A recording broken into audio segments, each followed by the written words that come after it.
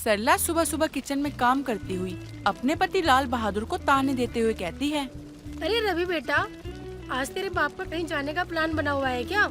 इस बुड्ढे की उम्र हो गई है, लेकिन रिटायरमेंट होने के बाद भी घर में टिकता नहीं है ये बुड्ढा। अरे तुम कहना क्या चाहती हो कि मैं आवारा हो गया हूँ? अब इस बुढ़ापे में थोड़ा चलूंगा फिरूंगा नहीं तो हाथ पैर जाम हो जाएंगे मेरे। अरे वो सब तो ठीक है, लेकिन आज तुम मुझे ये बता ही दो कि तुम चाहते क्या हो? सुबह घर से निकलकर देर रात को घर में आते हो, तो तुम जाते कहाँ हो? अपने दोस्तों के साथ चाय की दुकान पर चाय पीकर गप्पे लड़ाता रहता हूँ। अब घर आकर तुम्हारे ताने सुनने से तो अच्छा है कि पूरे दिन बाहर ही रहूं। मैं भी सोच रही हूँ कि आज से मैं भी चली जाती हूँ पार्क में घूमने के लिए, तब तुम्हें समझ में आएगा। खुद के पाँव तो रुकते नहीं है घर में। और हाँ, आजकल ये क्या सुन रही हूँ मैं? तुम उस पान वाली के साथ बहुत बातचीत कर रहे हो आजकल, सुना है मैंने। तुम्हें तो पता है मुझे पान का कितना शौक है, और पान की दुकान पर चला जाता हूँ तो तुम्हें इसमें भी दिक्कत होती है। तुम कहो तो मैं घर से बाहर ही जाना छोड़ दूं। ये बातें सरला का बेटा रवि सुन रहा होता है, जो ऑफिस जाने के लिए तैयार बैठा था। सुबह आप लोग झगड़ा स्टार्ट करते हो और रात तक झगड़ा चलता रहता है। अरे कभी कभी मन करता है ना मैं घर के अंदर आऊँ ही ना, बाहर ही कहीं रहूं। मैं परेशान हो गया हूँ आप लोगों से। और माँ एक बात बताओ, पापा की उम्र हो गई है, बाहर घूमने जाएंगे तो अच्छा है ना। अब क्यों रोक रही हो उन्हें? मैंने इन्हें घूमने फिरने से मना नहीं किया है, बस ये जो औरतों से बात करने जाते हैं ना, उसके लिए मना किया है मैंने। अगर तुम्हें मुझ पर इतना ही शक है तो मेरे साथ तुम भी घूमने चल लिया करो। सरला अपने पति लाल बहादुर को सुना रही होती है, तभी उसकी पड़ोसन विमला का आना होता है। अरे सरला, सुबह सुबह क्यों लड़ रही है? तुम दोनों की लड़ने झगड़ने की आवाज सुनकर ही मैं यहाँ आई हूँ। अब आई हूँ तो एक कप चाय भी पिला दे। अब लगता है मुझे बाहर ही चाय पीकर आना पड़ेगा। एक की कमी थी जो दूसरी भी आ गई।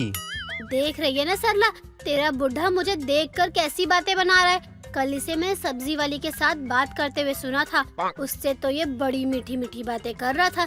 तुझे देखते ही ना जाने क्यों इसका पारा हाई हो जाता है। मेरे लिए खाना मत बनाना, मैं बाहर ही खाना खा लूंगा और मेरा इंतजार करने की कोई जरूरत नहीं है। तुम अपनी विमला की बातों में आकर मुझे तलाक ही दे दो। हाँ ठीक है, फिर घर क्यों आओगे तुम जब मुझे तुम्हें तलाक ही देना है? तो ऐसा करो ना, घर ही मत आना। मैं तो पागल हूँ ना जो तुम्हें इतने साल से झेल रही हूँ, और अब जाकर तुम्हें तलाक दे दूंगी, वो भी इस बुढ़ापे में। मुझे मोहल्ले में बदनामी थोड़ा करवानी है अपनी। लाल बहादुर के जाने के बाद विमला सरला के साथ चाय की चुस्की लेते हुए लाल बहादुर की बुराई करते हुए कहती है, देख सरला, मैं तुझे बता रही हूँ, तेरा बुढ़ा जितना शरीफ दिखता है ना, उतना है नहीं। मैं तो कह रही हूँ किसी दिन तेरी सौतन जब यहाँ आएगी तेरे इस घर में हिस्सा लेने, तब तुझे पता चल जाएगा। अरे तू भी कैसी बातें करती है? इस बुढ़ापे में इस बुड्ढे को कौन भाव देगा? तेरा बुढ़ा पान वाली की दुकान पर जाकर बैठा रहता है। सरकारी नौकरी की पेंशन तो तेरे बुढ़े को आती ही है, तो भला इसे कौन लूटना नहीं चाहेगा? तू सच कह रही है क्या? अगर ऐसा है ना तो मैं तो बर्बाद हो जाऊंगी विमला। मैं तो कहती हूँ तू और मैं मिलकर बुढ़े पर नजर रखते हैं। तेरे बुढ़े पर मुझे काफी दिनों से शक हो रहा है। एक दिन तो मुझ पे भी लाइन मार रहा था ये। तो तूने इसे हाथ तो नहीं कर दिया ना? अरे इसकी तो आज मैं अच्छे से खैर लूंगी, और अगर मुझे बाद में कुछ भनक लगी ना इसके बारे में, तब मैं इसका मोए बना दूंगी। सरला अपने पति और बेटे के साथ रहा करती थी। रवि की उम्र शादी के लायक हो चुकी थी। एक रोज की बात है, रवि लाला की दुकान से घर आ रहा होता है, तभी उसके मोहल्ले में एक औरत उसे रोक के कहती है, अरे रवि बेटा, कैसे हो तुम? आजकल तुमसे ज्यादा ना तुम्हारा बाप ना मोहल्ले में नाम रोशन कर रहा है। मैं कुछ समझा नहीं आंटी जी, आप कहना क्या चाहती हो? मेरे पापा ने ऐसा क्या कर दिया? तेरे बाप के ना बहुत चक्कर चल रहे हैं। मैंने तो उसको पान वाली के साथ और सब्जी वाली के साथ देखा है, और मैंने सुना भी है। और तो और मैंने ये भी सुना है उसने पान वाली के लिए अपनी आधी जायदाद उसके नाम लिख दी।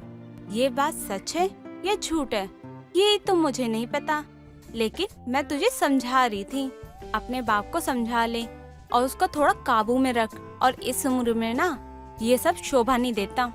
आप ये सब जो कह रही हो वो सच है क्या? अपनी आंखों से देखा है ये हाल। अच्छा होगा अपनी माँ को ये सारी बातें बता दे, ताकि तेरा घर बर्बाद होने से बच जाए। रवि ये सुनते ही अपने घर आ जाता है और गुस्से में सोफे पे बैठ जाता है। सरला भी अपने बेटे को गुस्से में देखकर उससे कहती है, अरे अभी तो तू यहाँ से ठीक ठाक गया था, अब तेरा मुंह इतना फूला हुआ क्यों है? किसी ने कुछ कहा है क्या? आप बस घर में रह के ना पापा से लड़ते रहो, लेकिन ये मत देखो कि पापा बाहर पीठ पीछे आपके क्या क्या कर रहे हैं। अरे इस बुड्ढे की तो बात ही मत कर। इस बुड्ढे की तो चारों तरफ से बदनामी सुनने को मिल रही है। बस एक बार रंगे हाथों मेरा हाथों पकड़ा जाए, उसके बाद तो इसकी इतनी धुलाई करूंगी ना, इतनी धुलाई करूंगी ना, फिर मुझे तो क्या, किसी को भी कुछ बोलने के लायक ही नहीं बचेगा ये। इसका मतलब आपको पता है कि पापा का चक्कर है? हाँ, उस पान वाले के साथ ना तेरे बाप का चक्कर चल रहा है। कल ही मुझे विमला ने बताया, और यही बात मोहल्ले की 2 औरतों ने और बताई थी मुझे।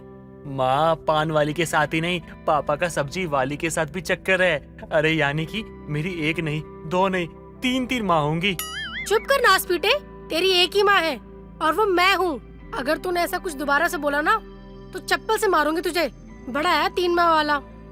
माँ देख लो आप, अगर मैंने किसी के मुंह से सुन लिया ना कि तेरे बाप का कहीं चक्कर है तो मैं घर छोड़ के चला जाऊंगा। आप सोच लो, आपको आपका इकलौता बेटा चाहिए या नहीं चाहिए? तेरे बाप को तो मैं लात मार के गधे पे बिठाकर चप्पलों की माला पहनाकर उसे घर से निकाल सकती हूँ, लेकिन तू तो मेरे जिगर का टुकड़ा है ना, तो मैं तुझे घर से कैसे जाने दूँ? आज आने दे इस बुड्ढे को, आज तो मैं इसका कचूमर बना दूंगी। माँ बेटे बात कर ही रहे होते हैं, तभी लाल बहादुर घर आ जाता है और हंसते हुए सरला से कहता है, और माँ बेटे में क्या बातचीत हो रही है, जरा मैं भी तो सुनूं। मेरे गैर मौजूदगी में तुम दोनों मेरी खूब बुराइयां करते हो। आ गए पापा, हम तो आपका ही इंतजार कर रहे थे। माँ, पापा आ गए, इनकी अच्छे से खातिरदारी करो। क्या बात है, आज ऐसा भी क्या बना दिया जो तुम्हारा बेटा कह रहा है कि मेरी खातिरदारी होनी चाहिए? अभी बताती हूँ कि मैं तुम्हारी खातिरदारी कैसे करूँगी। इतना कहने के बाद सरला अपने पति को झाड़ू से मारने लगती है। ये कहावत ना किसी ने बिल्कुल सही कही है कि घर की मुर्गी दाल बराबर। तुम्हें अपनी पत्नी के होते हुए भी ना तुम्हें बाहर मुंह मारने का बहुत शौक हो रहा है ना। आज मैं तुम्हारे बारे में ना पूरे मोहल्ले में चिल्ला चिल्ला कर बताऊंगी कि तुम्हारा कितनों के साथ चक्कर चल रहा है। लेकिन ये सब तुम्हें किसने बताया? अरे क्यों मार रही हो भाग्यवान? इस बुढ़ापे में हड्डियां टूट गईं तो दोबारा जुड़ेंगी भी नहीं। मैं तो चाहती ही हूँ कि तुम्हारी 1-2 हड्डी चटक जाए, ताकि ना तुम उठने बैठने के लायक ही ना बचो। ना उठोगे, ना बैठोगे, और ना ही तुम घर से कहीं बाहर जाओगे। और जब तुम बाहर ही नहीं जाओगे तो ये छिछोरे वाली हरकतें खुद ही बंद हो जाएंगी। अरे मत मारो मुझे, अरे मुझ बुढ़े पर रहम करो। अरे भाग्यवान, तुम कहो तो मैं घर से बाहर ही ना निकलूं। अरे रवि बेटा बचा ले, अपनी माँ से मुझे बचा ले आज। उसे क्या कह रहे हो? वो तो तुम्हारी बदनामी से बुखलाया हुआ है। वो तो चाहता था कि मैं तुम्हें घर से निकाल दूं, लेकिन मैंने उसे समझाया कि बेटा आने दे, वो तेरा बाप है। पहले उसे थोड़ा कूटेंगे, पीटेंगे, मारेंगे, लेकिन उसे घर से नहीं निकालेंगे और अच्छे से प्रसाद देंगे इसको। अरे भाग्यवान, मैं कहीं नहीं जाऊंगा। तुम चाहो तो मेरे पीछे पीछे आ जाना, लेकिन मुझे मारो तो मत। सरला अपने पति को इतना मारती है कि बेचारा फिर कभी भी मोहल्ले की औरतों, पान वाली, सब्जी वाली किसी का भी नाम नहीं लेता है। लेकिन लाल बहादुर का इतनों के साथ चक्कर था कि मोहल्ले में तो उसकी बदनामी होनी ही थी। जिसे भी लाल बहादुर के चक्कर के बारे में नहीं पता था, सरला ने उसे भी चिल्ला चिल्ला कर बता दिया था, ताकि बुढ़े को शर्म आए और वो आगे ऐसी हरकतें ना करे। गायत्री की 1 नहीं बल्कि 2 बहुएं थी, लेकिन फिर भी उसे अपने घर में सुकून और शांति नहीं थी, क्योंकि उसकी दोनों बहुओं का एक ही नाम था। एक दिन वो अपनी बड़ी बहू राधा को आवाज देती है, तो उसकी छोटी बहू वहाँ आ जाती है और बोलती है, जी माँ जी कहिए, आपने मुझे बुलाया? मैंने कब तुझे बुलाया? मैंने तो बड़ी बहू को बुलाया था। माँ जी अभी आपने ही तो कहा राधा बहू इधर आ। जब मैं आ गई हूँ तो आप बोल रही हो कि मैंने आवाज नहीं दी। ये बात तो गलत है ना माँ जी? छोटी बहू शायद तो भूल गई है कि तेरा और तेरी जेठानी का नाम एक ही है। मैंने बड़ी बहू को बुलाया था। अरे हाँ माँ जी, मैं तो भूल ही गई थी। जेठानी जी का भी नाम यही है जो मेरा है। मुझे लगा आपने मुझे बुलाया है। अब पता चल गया ना, तो अब जा अपना काम कर, अपनी बड़ी जेठानी को भेज दे। जी माँ जी जाती हूँ, और अभी जेठानी जी को भेजती हूँ आपके पास। गायत्री की छोटी बहू राधा इतना कहकर रसोई में जाती है और अपनी जेठानी राधा से बोलती है, जेठानी जी यहाँ का काम छोड़िए और माँ जी के पास जाइए। वो आपको कब से बुला रही हैं। हाय राम, मुझे तो सुनाई ही नहीं दिया। अब तो माँ जी मेरी जान ही ले लेंगी। जेठानी जी इसलिए कहती हूँ कि कानों से ब्लूटूथ निकाल दिया करो, वरना किसी दिन बहुत अच्छी वाली डांट पड़ेगी आपको। तुम सही कह रही हो, आगे से मैं ध्यान रखूंगी। क्या करूँ, मेरी आदत है ब्लूटूथ लगाने की, क्योंकि इससे काम जल्दी हो जाता है मेरा। आपको जो देखना होगा बाद में देखना, अभी माँ जी के पास जाइए। हाँ हाँ, अभी जाती हूँ। गायत्री की बड़ी बहू राधा रसोई से भागते हुए अपनी सास के पास आती है और बोलती है। हाँ माँ जी, कहिए। देवरानी जी ने बताया कि आपने मुझे बुलाया है। बड़ी जल्दी आ गई बड़ी बहू, मुझे तो लगा था कल तक ही आएगी तू। माफ करिए माँ जी, मुझे आपकी आवाज सुनाई नहीं दी, वरना मैं सब काम छोड़कर आ जाती। बताइए क्या काम है। कुछ नहीं, आज माला की बहू की गोद भराई है, तो उसने कहा था कि अपनी बड़ी बहू को ले आना, इसीलिए तुझे आवाज दे रही थी कि जल्दी से तैयार हो जा। समीर हमें लेने के लिए आता ही होगा। ठीक है माँ जी, मैं अभी तैयार होकर आती हूँ। मेरे तो दिमाग से ही निकल गया था। तब तो तूने उसकी बहू के लिए कोई तोहफा भी नहीं लिया होगा। नहीं माँ जी, जब मुझे जाना ही नहीं याद था तो तोहफा कहाँ से लेकर आती मैं। इस घर में दो दो बहुएं हैं, लेकिन फिर भी हर चीज मुझे ही याद रखनी पड़ती है। पता नहीं आगे क्या होगा। माँ जी 1 मिनट, अभी ले आती हूँ, उसके बाद जाकर तैयार हो जाएंगे। नहीं नहीं बहू, तुम मुझ पर इतना बड़ा एहसान मत कर, वरना आज की डेट में हम जा ही नहीं पाएंगे। तू जाकर तैयार हो जा, मैं समीर को बोल दूंगी, वो आते हुए कुछ पैक करवा लाएगा। माँ जी, आप कितना दिमाग लगा लेती हैं तुरंत ही। ये सही रहेगा, मैं जाती हूँ और तैयार हो जाती हूँ। गायत्री की बड़ी बहू राधा अपने कमरे में तैयार होने के लिए चली जाती है और गायत्री अपने छोटे बेटे समीर को फोन करके गिफ्ट लाने को बोलती है। थोड़ी देर बाद समीर गिफ्ट लेकर आता है और अपनी माँ से बोलता है। अगर आप लोग तैयार हो चुके हो तो जल्दी चलिए। आप लोगों को माला आंटी के घर छोड़कर मुझे अपने दोस्त के घर जाना है। हाँ बेटा, मैं तो तैयार हूँ, लेकिन बस तेरी भाभी तैयार नहीं है। वो आ जाए बस हम चल देंगे फिर। माँ, मैंने आप लोगों को कितनी देर पहले कॉल करके बता दिया था कि तैयार रहना, लेकिन आप लोग तो मेरी बात सुनते ही नहीं हो। सही कहते हैं लोग, किसी के साथ भी चले जाओ, लेकिन औरतों के साथ कहीं मत जाओ। अगर तुझे अभी से मुंह बनाना है तो मैं तेरे साथ नहीं जाऊंगी, चली जाऊंगी अकेले। अरे माँ, गुस्सा मत करो, मैं लेके चलूंगा ना आप लोगों को। माँ जी, आप लोग कहाँ जा रहे हैं? बहू, हम गोद भराई के फंक्शन में जा रहे हैं। माँ जी, मुझे भी ले चलिए ना, मैं अकेले ही क्या करूँगी। सभी लोग चले जाएंगे तो घर कौन रहेगा? और तू अभी नई बहू है, मैं तुझे हर जगह नहीं ले जा सकती हूँ, ऐसे अच्छा नहीं लगता है। अपनी सास की बात सुनकर उसे बहुत दुख होता है। थोड़ी देर बाद उसकी सास और जेठानी वहाँ से चली जाती है। दिन बीतते हैं, तभी एक दिन गायत्री की छोटी बहू की लड़ाई उसकी पड़ोसन शांति के बेटे से हो जाती है। अगर आज के बाद तू ऐसे गली के नुक्कड़ पर खड़ा हुआ दिखाई दिया ना, तो मुझसे बुरा कोई नहीं होगा। पूरे दिन लड़कियों को ताड़ने के सिवा तुझे और कोई काम नहीं है क्या? भाभी जी, आपने मेरे ऊपर हाथ उठा के बिल्कुल भी अच्छा नहीं किया। इसका भुगतान तो तुम्हें करना ही पड़ेगा। तुझे जैसे ना जाने कितने लड़कों को ठीक किया है मैंने। तुम क्या चीज हो? आज के बाद तुम दिखो तो सही, ना तुम्हें जेल भिजवाया तो मेरा नाम भी राधा नहीं। निकलो यहाँ से। भाभी जी, अब मैं आपको छोड़ने वाला नहीं हूँ। अभी आप मुझे जानती नहीं है। अरे जा जा, तेरे जैसे धमकी देने वाले बहुत मिलते हैं मुझे। मैं तेरी इस धमकी से डरने वाली नहीं हूँ। ये धमकी तू कहीं और जाकर दे। उस समय वो सभी लड़के वहाँ से चले जाते हैं, लेकिन उनका गुस्सा ठंडा नहीं होता है और अगले दिन सुबह गायत्री की दोनों बहुओं को उठने में बहुत देर हो जाती है। तभी उसकी बड़ी बहू अपनी देवरानी से बोलती है। देवरानी जी, अगर आज तुम रसोई का काम अकेले देख लो तो मैं मंदिर होकर आती हूँ। तुम आज मंदिर नहीं जाओगी ना तो तुम्हारा चल भी जाएगा, लेकिन मेरा नहीं चलेगा, क्योंकि आज मेरा व्रत है। ठीक है जेठानी जी, कोई बात नहीं, आप चली जाओ, मैं यहाँ सब देख लूंगी। आप घर की या रसोई की चिंता मत करो। मैंने पिछले जन्म में जरूर कोई अच्छे कर्म किए होंगे, तभी मुझे इस जन्म में बहन जैसी देवरानी मिली है। मैं बस यूं गई और यूं आई, ज्यादा देर नहीं लगाऊंगी। बड़ी बहू इतना कहकर बड़ा सा घूंघट लेकर मंदिर के लिए निकल जाती है। उसके घर से निकलते ही शांति का बेटा और उसके दोस्त उसका पीछा करने लगते हैं और सुनसान रास्ता देखकर उसके पास जाते हैं। तभी शांति का बेटा उससे बोलता है। आपका नाम राधा है ना? आप गायत्री आंटी की बहू है ना? हाँ, मैं राधा हूँ और मैं गायत्री जी की बहू हूँ, लेकिन आप लोग मुझे कैसे जानते हो? अभी बताता हूँ।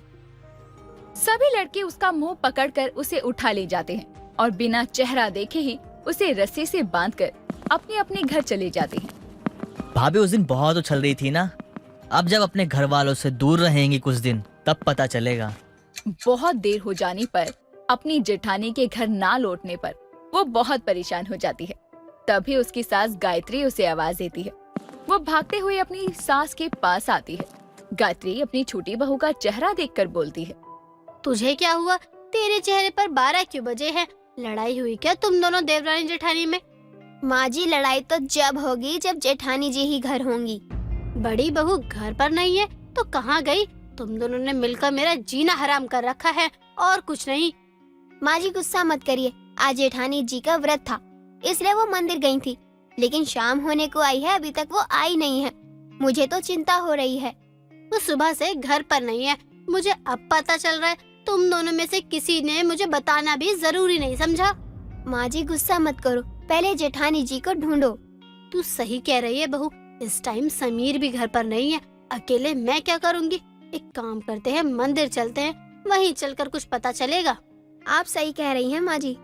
गायत्री अपनी छोटी बहू को लेकर अपनी बड़ी बहू को ढूंढने के लिए निकल जाती है, लेकिन उसका कोई पता नहीं चलता। तभी घर वापस आते हुए वो दोनों शांति के बेटे को किसी से बात करते हुए सुन लेते हैं। उसका मुंह ठीक से बांध कर रखो, वरना अगर चिल्ला दिया तो हमें बहुत मार पड़ेगी। मुझे उसे इतना ही परेशान करना है जितना उसने मुझे किया था। सबके सामने थप्पड़ मारा था ना उसने मुझे, अब पता चलेगा कि उसने किसे थप्पड़ मारा था। आप यहाँ? तो हमने किसे उठा लिया? वो मेरी जेठानी है, हम दोनों का नाम एक जैसा है, इसलिए तुझसे ये गलती हुई होगी। अब मैं तुझे नहीं छोड़ूंगी। वो सभी लड़कों को जेल भिजवा देती है और अपनी जेठानी को छुड़वा लेती है, लेकिन उस दिन के बाद से दोनों अपना नाम ही बदल लेती हैं, जिससे गायत्री को भी खूब सुकून मिलता है और उनके घर का माहौल भी शांत हो जाता है। शंकर मजदूरी करके अपना घर चलाया करता था। शंकर अपनी पत्नी कमला और बेटे राकेश के साथ रहा करता। जहाँ एक तरफ शंकर अपना घर चलाने के लिए दिन रात मेहनत करता, वहीं दूसरी तरफ शंकर का आवारा बेटा इधर उधर घूमकर अपना पूरा दिन गुजार दिया करता था। अरे कमला, राकेश कहीं दिखाई नहीं दे रहा, अभी तक घर नहीं आया क्या? नहीं जी, नहीं आया। मैं भी राकेश का ही इंतजार कर रही हूँ। आज जब दोपहर में मैं सामान लेकर जा रहा था तो देखा था उसे अपने आवारा दोस्तों के साथ बाइक पे जा रहा था कहीं। सच में मेरे ही प्यार ने इसे बिगाड़ कर रख दिया है।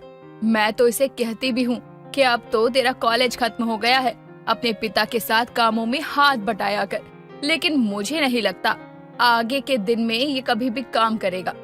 छोड़ो उसकी टेंशन, आ ही जाएगा रात तक। तुम खाना निकाल दो, खाकर सो जाते हैं, सुबह जल्दी काम पे भी निकलना है मुझे। ये लो, राकेश भी आ गया। अरे राकेश, ये इतने महंगे कपड़े कहाँ से लाया है? अरे पापा, ये मेरे दोस्त के कपड़े हैं, आप दूर रहिए, आपके हाथ भी बहुत गंदे हैं। ये तो अपने पिता से कैसे बात कर रहा है? तुझे बड़ों से बात करने की तमीज नहीं है?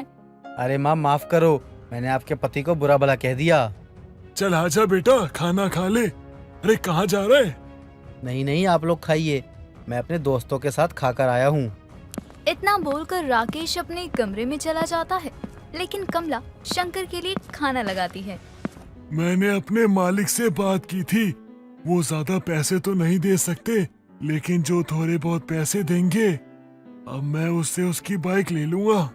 मुझे पता है आप इसके लिए कितना सोचते हैं, लेकिन इसके संगी साथी ही इसे बिगाड़ रहे हैं।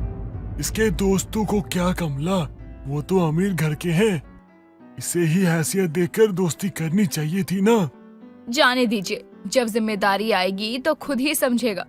अब नहीं समझेगा तो मुझे नहीं लगता कभी और इसे अकल आएगी। इसे अपने बूढ़े माँ बाप की मजबूरी को और गरीबी को देखना चाहिए।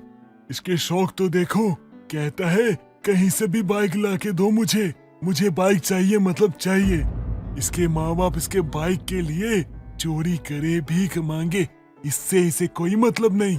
जी, मैं भी समझ रही हूँ आप पर क्या बीत रही होगी, लेकिन क्या कर सकते हैं, इसे हम समझा ही सकते हैं ना। अब अगली सुबह कमला घर का काम कर रही होती है, तभी राकेश उठकर अपनी माँ के पास आता है। माँ, मुझे चाय दो, और खाने में क्या बनाया है? उठ गया तू?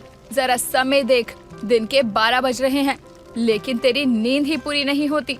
ऐसी कौन सी कमाई करता है तू जो इतना लेट उठता है? अरे माँ, सुबह सुबह शुरू मत हो जाओ। और ये बताओ, पापा ने मेरी बाइक की कहीं बात की या नहीं? तुझे बाइक तो चाहिए, लेकिन कभी सोचा है कि उस बाइक को खरीदने के लिए तेरे माता पिता चोरी करेंगे? क्या माता पिता होने का फर्ज आपसे निभाया नहीं जा रहा है तो आप लोग साफ साफ क्यों नहीं बोल देते हैं? चला जा घर से, हम नहीं उठा सकते तेरा बोझ।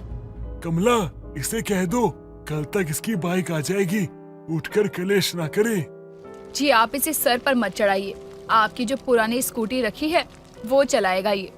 मैं क्यों चलाऊं उस खटारा को, और वो भी नई नहीं है।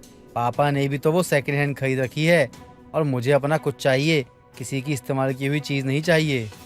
बोल तो ऐसे रहा है जैसे ना जाने अपने माँ बाप को कितना कमा कर देता है।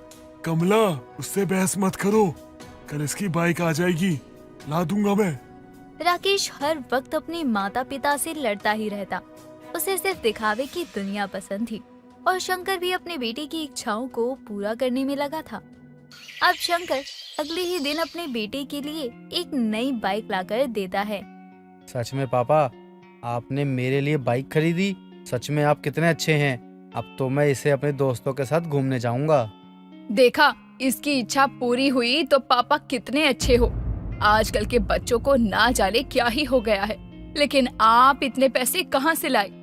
कुछ पैसे मैंने अपने मालिक से लिए हैं और अपनी पुरानी सेकेंड हैंड स्कूटर बेच दी। लेकिन क्यों? वो तो आपको आपकी जान से भी प्यारी थी ना, तो फिर आपने उसे क्यों बेचा? हाँ, मुझे पता है कमला, वो मेरे पिताजी की आखिरी निशानी थी और उसे मैं कभी बेच नहीं सकता था, लेकिन मजबूरियों के आगे मुझे झुकना पड़ा। आप वाले गुण हमारे राकेश में क्यों नहीं आए? मैं तो उसे देख कभी कभी सोचती हूँ, ये हमारे बुढ़ापे का सहारा कैसे बनेगा? हमें खाने पीने को कुछ देगा भी या नहीं? नहीं नहीं कमला, इतनी लंबी उम्र नहीं चाहिए मुझे। उम्र तो ऐसी होनी चाहिए जो हंसते खेलते बीत जाए। राकेश इधर बाइक पाकर बहुत खुश था, लेकिन शंकर के सर कर्जा आ गया था।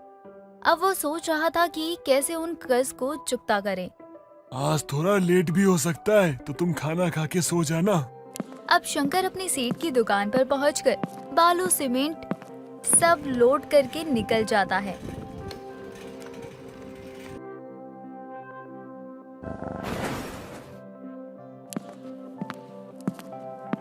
मैं आज ही बहुत थक गया हूँ, थोड़ी देर आराम करना है। आराम करना है? थक गया हूँ, ये लड़का तो मुझे कभी भी समझ नहीं आता। कमला शाम के खाने की तैयारी कर रही होती है, तभी शंकर को घर लाया जाता है। शंकर की एक एक्सीडेंट में मौत हो चुकी थी। कमला बहन, ये सब कैसे हुआ, किसने किया, ये सब तो मुझे नहीं पता, लेकिन हाँ, मेरे पास फोटो है इस बाइक की जिसके कारण ये सब हुआ है, और मैंने पुलिस को दे दी है, वो पता लगा रही है। ये तो मेरी बाइक है और ये मैं अपने दोस्तों को देकर आया था, यानी कि उन्होंने नहीं। पुलिस भी कमला और राकेश को इस केस के बारे में बताती है, तो उसमें भी राकेश की ही बाइक और उसके दोस्तों का जिक्र होता है। माँ, ये सब मेरी वजह से हुआ है, ना मैं बाइक के लिए जिद करता और ना ये सब कुछ होता। मैंने तुझे पहले ही मना किया था, अपने माँ बाप पर इतना बोझ मत डाल। अपने पिता को मार डाला तूने राकेश। अब कुछ समय बाद ही राकेश काम पर जाता है, जो काम उसके पिता कर रहे थे। तुम ये कर पाओगे काम, लेकिन इस महीने की पगार तुम्हें कम मिलेगी, क्योंकि तुम्हारे पिता ने तुम्हारी बाइक लेने के लिए उधार लिया था मुझसे और अपनी स्कूटर भी बेची थी। मैं सब कर लूंगा, लेकिन क्या आप बता सकते हैं कि वो स्कूटर कहाँ है? मेरे पास ही रखा है, क्या तुम्हें वो चाहिए? हाँ, मुझे वो वापस सही सलामत चाहिए। ठीक है, दे दूंगा, लेकिन तुम्हें 35,000 रुपए देने पड़ेंगे, और तो और नगद पैसे चाहिए मुझे, वरना मैं स्कूटर को कहीं और बेच दूंगा। राकेश अपने पिता की जगह ठेला चलाकर लोगों के घर घर जाकर सीमेंट, बालू, गिट्टी पहुंचाया करता था और खुद मेहनत भी कर रहा था। माँ, पानी पिला दो। माँ, कहाँ हो आप? ये क्या हालत बना ली है तूने अपनी? खाना खाया था? हाँ माँ, खा लिया था। आप कहाँ जा रही हो? बैठो ना मेरे पास। क्या हुआ? तू इतना परेशान क्यों है? कुछ तो बता, क्या हुआ? माँ, आपको पता है पापा ने अपनी सेकंड हैंड स्कूटर मेरे जिस बाइक के लिए बेची थी ना, उसी बाइक ने पिताजी की जान ले ली। पर आज मैंने उस स्कूटर को सेठ जी के यहाँ देखा तो मैंने उनसे कहा कि मुझे ये स्कूटर वापस चाहिए। तो उन्होंने मुझसे पैसे मांगे और मैंने अपने दोस्तों को कहा कि क्या वो मेरी इसमें कोई मदद कर सकते हैं, तो उन्होंने फोन कट कर दिया। तेरे पिता और मैं तुझे कहते थे ना बेटा, समझ, सब अपने नहीं है यहाँ पर। माँ, मैंने अपना फोन, अपनी घड़ी सब बेच दिया और पापा की स्कूटर वापस घर ला दी है। तूने ये सब क्यों बेचा? तूने ये सब खरीदवाने के लिए कितना हंगामा किया था। लेकिन अब तो मैं समझ चुका हूँ ना, सामान से ज्यादा इंसान की वैल्यू होती है। और पापा ने भी तो अपने सपनों को मारा था ना। देर से ही सही, लेकिन राकेश को समझ आ चुका था कि उसके पापा ने जो भी किया अपने बेटे के लिए किया, लेकिन राकेश अपने पिता के लिए कुछ भी नहीं कर पाया। दोस्तों, अगर आपको ये कहानी पसंद आई तो इसे लाइक करें, शेयर करें और कमेंट करके बताएं कि कहानी में आपको सबसे अच्छा क्या लगा।